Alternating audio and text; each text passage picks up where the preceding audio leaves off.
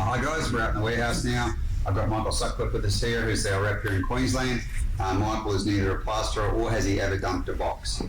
So he's going to demonstrate to you just how quick it is for even the uninitiated to get the product from the box into the bucket.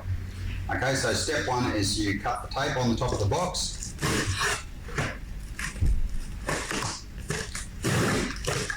Step two is you fold the wings back on the box, then pull the liner up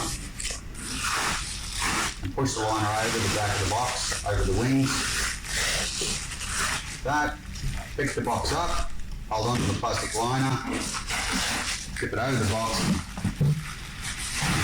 dump it in. There we go. So that's under 30 seconds, and that's for someone that's never dumped a box before in his life.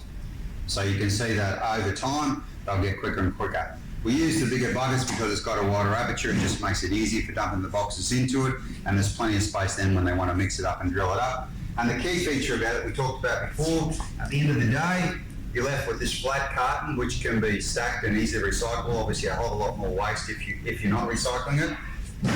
And you can see that there's almost very little or no residue left in the liner. So it's just a very quick, cost-effective method.